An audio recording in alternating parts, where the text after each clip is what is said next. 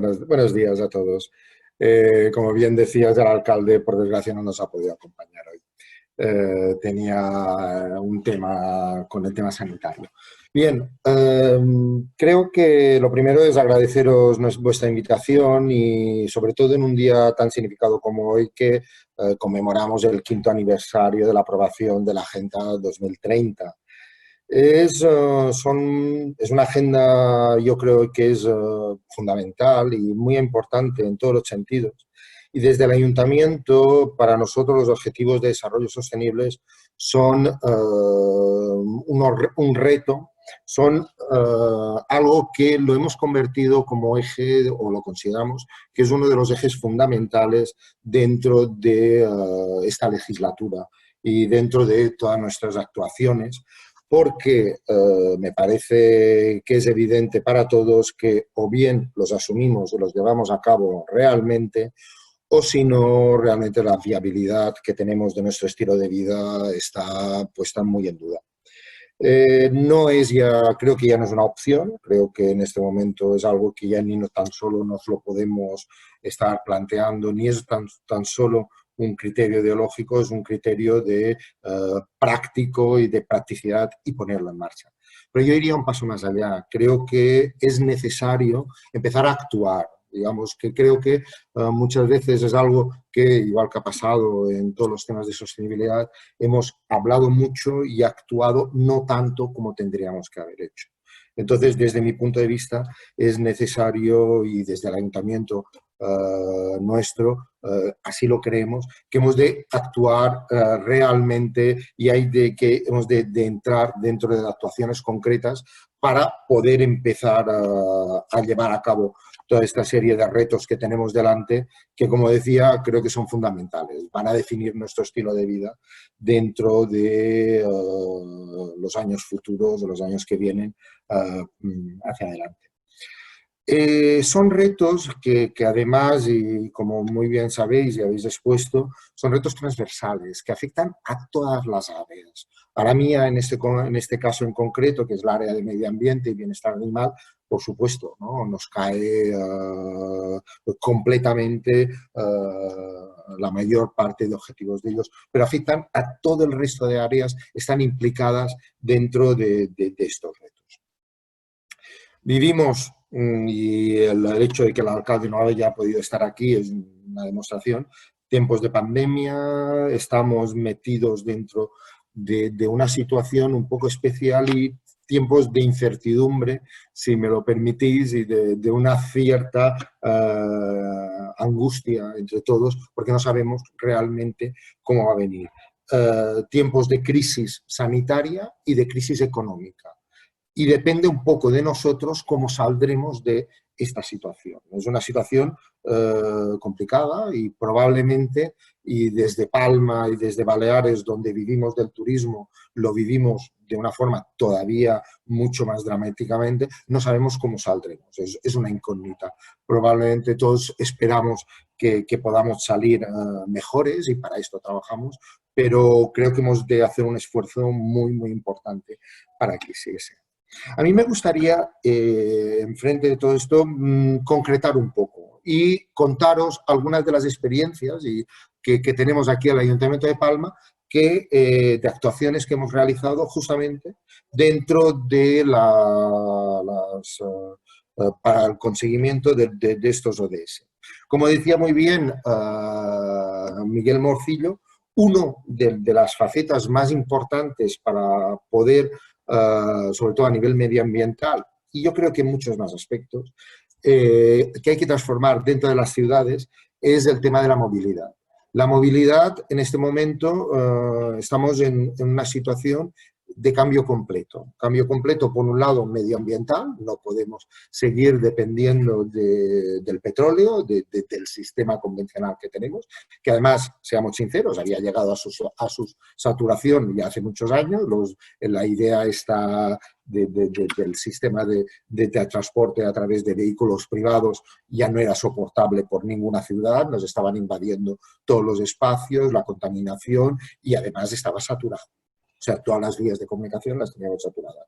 Era obvio que había que cambiarlo Pero además el COVID nos pone algo más encima, ¿no? Y encima de la mesa, y es el hecho de que el transporte público, igual también tendremos que ver de qué manera lo podemos repensar para que realmente también sea viable.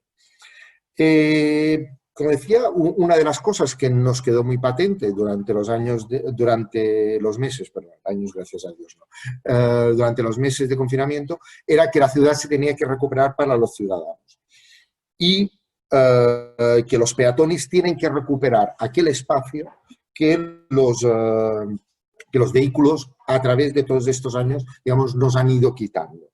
De hecho, hoy el espacio, el 70% del espacio de una ciudad está ocupado por el vehículo privado y los ciudadanos nos hemos ido quedando relegados. Hemos ido quedando relegados. Por esto, una de las tareas o de los frentes que hemos abierto es justamente lo que llamamos los ejes cívicos. Aquí en Palma, el eje de Nuredunna, que es uno de ellos, que es simplemente hacer parques lineales donde antes lo que teníamos eran calles principales que estaban recorridas por todos los vehículos, desplazando, haciendo una apuesta por el transporte alternativos, como son, bueno, evidentemente, para peatones, espacios para los peatones, para las bicicletas, para lo que es sistemas de patines eléctricos y para transporte público.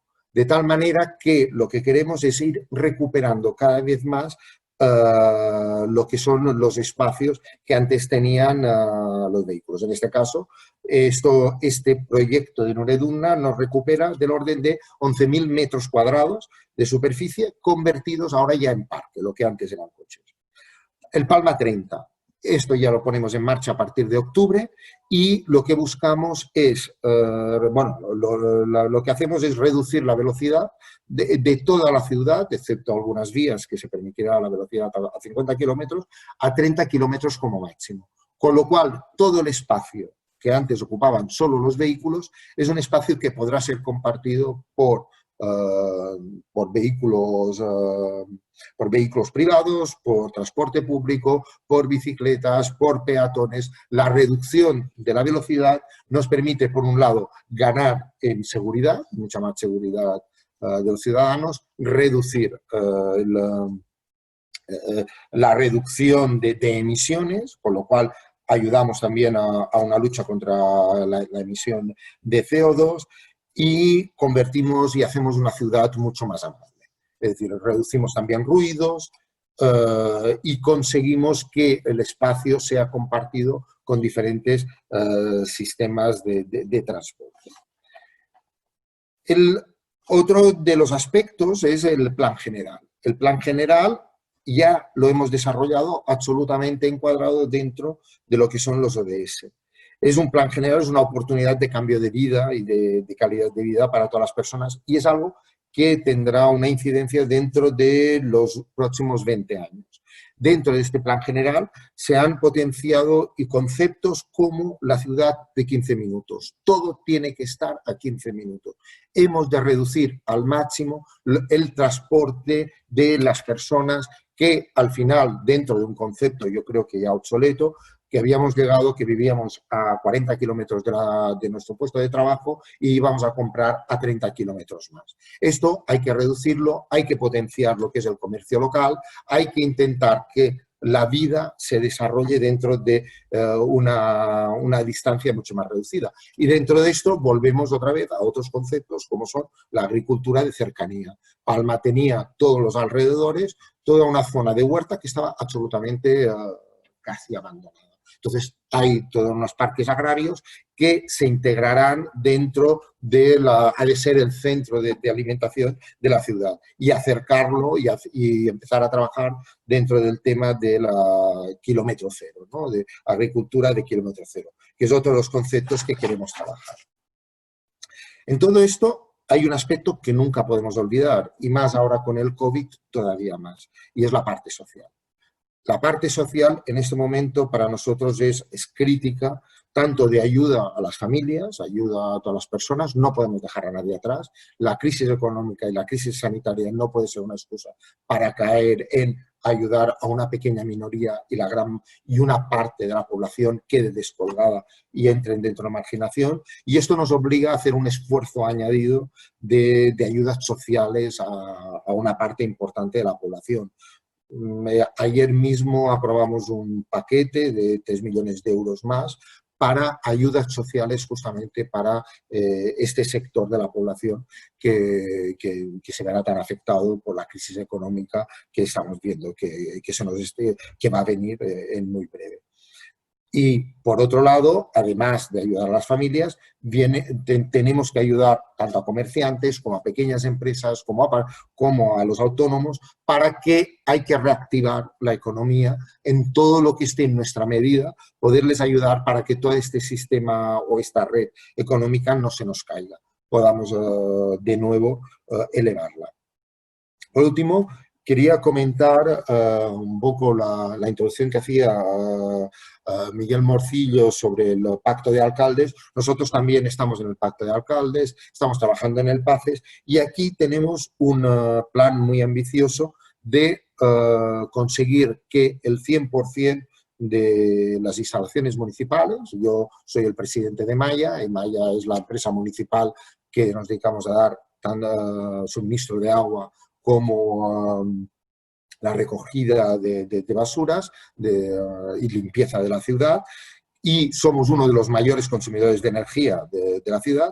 Nuestro plan es que el 100% de las instalaciones municipales y las de Maya provengan de energías renovables. Para ello hay un plan muy ambicioso de instalación de plantas solares que nos permitirían, tanto las depuradoras como los sistemas de impulsión, estén alimentados a través de energía solar, como aprovechar lo que son los lodos de las depuradoras para generar gas metano, y ya lo estamos haciendo actualmente, pero esto hay una planta, queremos poner una planta que permita ampliar la generación y el aprovechamiento que estamos realizando ahora, para que todos los camiones y todos los vehículos de la ciudad estén movidos por este biogás generado a partir de los lodos de las depuradoras. Con ello, de alguna manera, conseguiríamos poder cerrar el ciclo.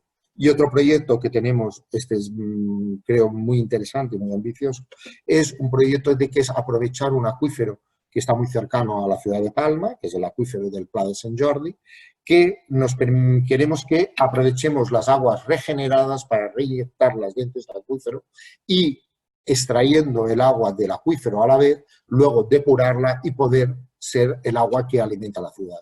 ¿Con esto qué conseguiríamos? Pues cerrar el ciclo. De alguna manera es no depender de la pluviosidad dentro de la ciudad.